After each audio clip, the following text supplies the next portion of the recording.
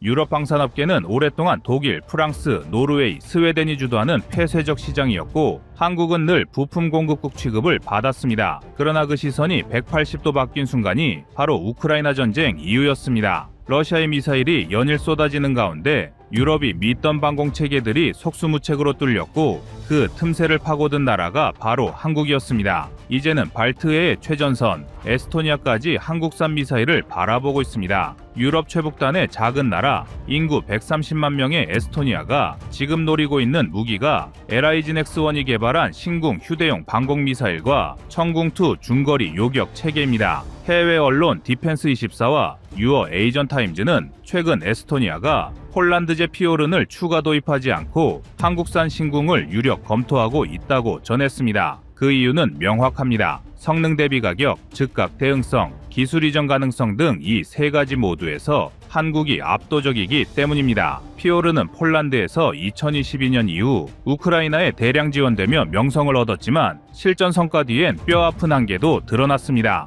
발사 한 세트 가격이 약 180만 유로인데 이는 한화 약 30억 원입니다. 또한 예비탄과 정비 패키지를 포함해도 과도하게 비쌌고 야간 작전 능력이 제한된다는 점이 문제로 지적됐습니다. 시커가 구형 냉각식이라 발사 준비 시간이 길고 급박한 드론이나 헬기 대응엔 적합하지 않았던 겁니다. 반면 신구능 영하 40도에서도 즉시 작동 가능한 비냉각식 적외선 시커를 사용하며 발사 준비 시간 3초 이내 사거리 약 7km, 유효고도 3.5km의 뛰어난 대응력을 보여줍니다. 이 수치는 피오른보다 사거리 1.5km, 대응 시간은 2배 빠릅니다. 현재 에스토니아의 현실은 더욱 절박합니다. 국방비를 GDP의 4%까지 끌어올렸고 러시아의 국경 도발이 매달 이어지고 있습니다. 수도 탈린 인근 영공에 러시아 전투기가 침범한 사건은 2024년에만 3차례 이상 발생했습니다. 나토군이 주둔해 있지만 문제는 자국 방어망의 주권이었습니다. 나토에 패트리어트가 있다고 해도 그 운용권은 미국과 독일이 쥐고 있습니다. 러시아가 단 한 번만 수도를 향해 단거리 미사일을 쏴도 에스토니아는 직접 대응할 수단이 없습니다. 이런 이유로 이들은 우리 손으로 쏘고 우리 손으로 지키겠다는 자주 방공망 구축에 나서게 된 겁니다. 그리고 그들의 최종 선택지는 자랑스런 대한민국이었습니다.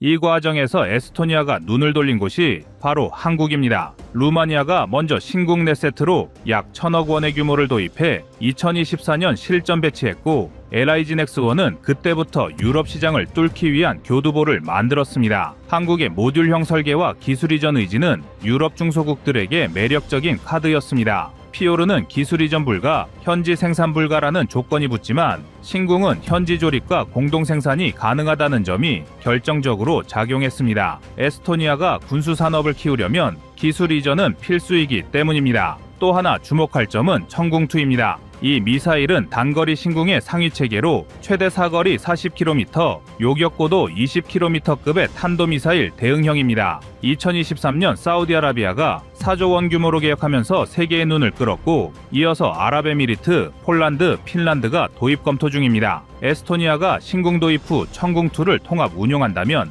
하층과 중층 요격망을 한국산으로 통합하는 최초의 나토 회원국이 될 가능성이 있습니다. 이는 단순한 무기 거래를 넘어 K방공체계의 유럽 진입이라는 전략적 상징성을 갖습니다. 외신 더 디펜스 포스트는 이를 두고 한국은 이제 아시아의 방산 파트너가 아니라 유럽의 전장 패러다임을 바꾸는 주체가 됐다고 평가했습니다. 과거엔 프랑스 MBDA, 노르웨이 콩스버그가 유럽의 하늘을 지배했지만 이제 한국의 LIGN-X1과 한화 시스템이 그 시장에 문을 열고 있습니다. 특히 러시아의 이란제 자폭 드론이 우크라이나 전선에 쏟아지면서 값비싼 서방제 요격 체계보다 즉시 대응 가능한 한국형 휴대식 미사일의 가치가 급부상했습니다. 이건 단순히 가격 싸움이 아닙니다. 신궁은 한국의 피와 땀으로 만들어진 무기입니다. 1990년대 한국군은 미국의 스팅어 도입에 온갖 무시를 당하며 거절당했습니다. 그때 국방과학연구소는 남이 주지 않으면 우리가 만든다는 각오로 자체 개발에 돌입했고 10년 만에 세계 3대 맨패즈로 일컫는 휴대용 방공미사일 수준의 신궁을 완성했습니다. 이 기술이 이제 유럽 하늘을 지키게 된 겁니다. 과거 기술을 구걸하던 나라가 이제 나토의 전성국가들이 줄 서서 찾는 방공체계를 수출하고 있습니다.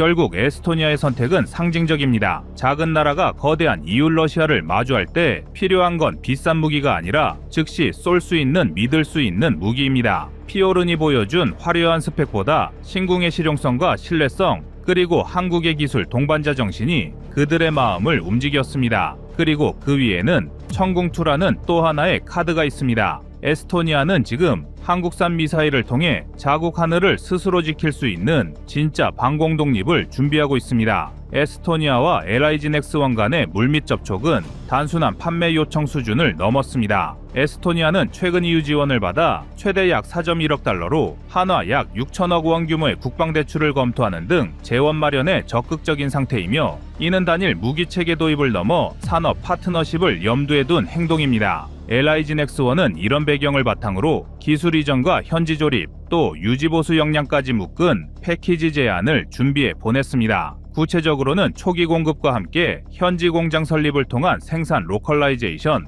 그리고 에스토니아군의 운영 교리에 맞춘 소프트웨어 인터페이스 제공을 조건으로 제시한 것으로 알려졌습니다. 이 협상 포인트는 단가 경쟁뿐 아니라 전시 지속성과 자주 국방 역량 강화를 동시에 노리는 에스토니아의 요구와 정확히 맞물립니다. 또한 LIG는 이미 루마니아와 중동 시장에서 신궁과 천궁2를 홍보 시연한 경험을 근거로 유럽 인증과 운용 노하우 전수 카드를 꺼냈습니다. 에스토니아와 LIG-넥스원 사이 실무 협상은 그야말로 가격표 하나로 끝나는 거래가 아닙니다. 중동과 이라크에서 일부 수출 계약을 따낸 경험은 LIG 제품의 신뢰도를 실전에서 검증한 실탄처럼 작용했고, 에스토니아는 이제 단순 구매를 넘어 산업 파트너십을 원하고 있습니다. 무엇보다 쟁점은 세 가지입니다. 첫째, 나토 체계와의 연동입니다. 탈리는 나삼스나 패트리어트 같은 동맹 방공망과 데이터, 탐지, 명령을 매끄럽게 주고받아야 하니 LIG는 개방형 API와 연동 테스트 계획을 내놓아야 합니다. 둘째, 유지 보수와 탄약 공급의 안정성입니다. 발트 지방의 긴 겨울과 혹독한 작전 환경을 감안할 때 장기적 예비탄 재고와 현지 정비소 설립은 선택이 아니라 필수입니다. 셋째, 정책적 법적 보장입니다.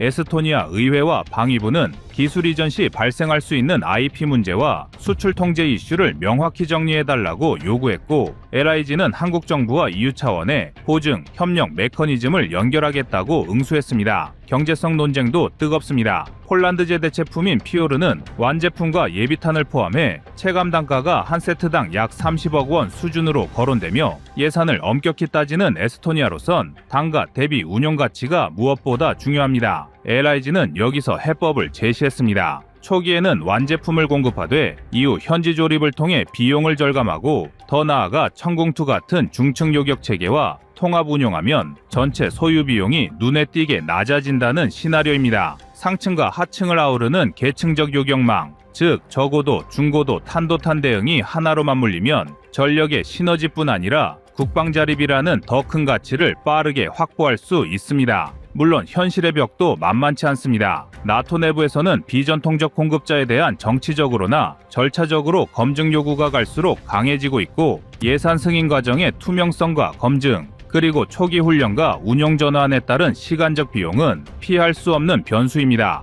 그래서 에스토니아는 EU 공동구매나 펀딩과 결합하는 방안을 염두에 두고 있고, 이는 리스크를 분산시키는 전략적 선택입니다. LIG로서는 결국 제품 신뢰성의 재확인과 동맹국 간 협업 프레임을 만드는 것이 판매 성공의 관건이라는 점을 명확히 인식하고 있습니다. 현재 협상은 현실적인 합의점을 찾기 위한 단계별 로드맵으로 흐르고 있습니다. 소규모 파일럿 도입으로 실전 운영 데이터를 쌓고, 그 다음 현지 조립과 기술 이전 단계로 넘어가며 마지막으로 통합 운영 시험을 통해 완전한 전력화로 연결한다는 계획입니다. 이 로드맵이 현실화되면 에스토니아는 단순 구매국을 넘어 유럽 내 K방공의 지역 허브로 거듭날 수 있고, 우리 기업들은 값비싼 유럽 시장의 문을 당당히 여는 교두보를 확보하게 됩니다. 과거에 기술을 얻기 위해 문을 두드리던 대한민국은 지난 과거의 역사가 됐습니다. 이제는 한국 기술을 간절히 원하는 유럽 국가들이 늘어나고 있고, 중동 국가들 또 동남아시아에서 자국의 하늘을 지키러 대한민국의 손을 들며 자신을 선택해달라고 애원하고 있습니다.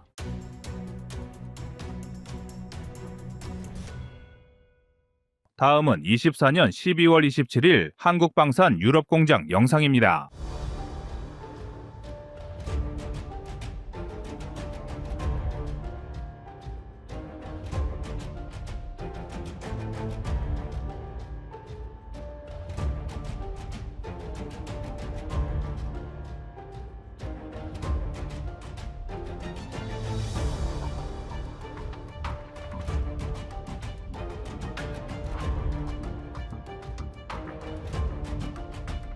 궁지에 몰린 유럽 방산이 한국을 잡기 위해 총력을 기울이고 있습니다. 독일, 프랑스, 영국 등 유럽의 주요 방산 강국은 나토에 중출하는 정치적 위치를 이용하여 오랜 기간 유럽 방산 시장을 장악하고 있었지만 한국 방산의 거듭된 성장은 이들의 방위 산업이 빛 좋은 개살구에 불과했다는 것을 보여줬는데요. 특히 한국의 무기 생산 속도와 정확한 납기일 준수는 도저히 유럽 방위 산업이 따라올 수 없어 전 세계를 놀라게 했습니다. 일례로 독일은 자국군에 보급할 수십여 대의 전차조차도 생산하는 것이 버겁지만 한국은 이미 80대 이상의 전차를 폴란드에 납품했을 정도로 격이 다른 생산 속도를 보여주고 있습니다. 이 때문에 유럽의 주요 방산 업체들은 폴란드, 루마니아 등에서 한국산 무기에 밀려나는 수모를 겪었습니다. 동북아시아의 작은 나라로만 취급했던 한국이 전 세계 방산 시장에서 맹위를 떨치자 유럽도 위기감을 느끼지 않을 수 없었는데요. 오죽하면 EU에서는 2030년까지 유럽산 무기 비중을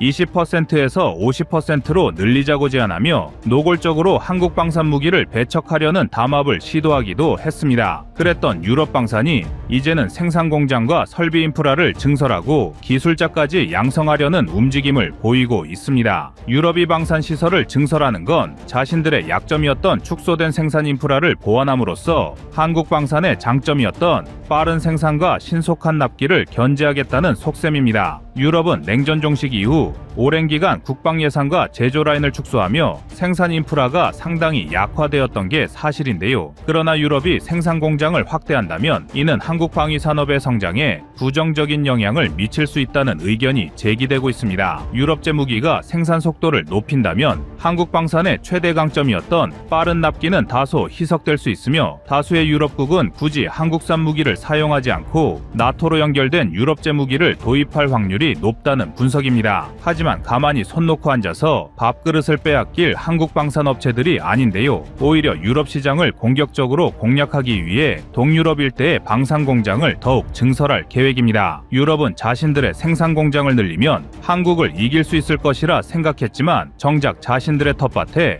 한국 방산 공장이 들어올 상황이 된 것입니다. 그래서 준비했습니다. 오늘은 우리 대한민국 방위 산업의 유럽 현지 공장 설립 소식과 이에 따른 한국 방산의 경제적, 전략적 이점을 자세히 알려드리겠습니다.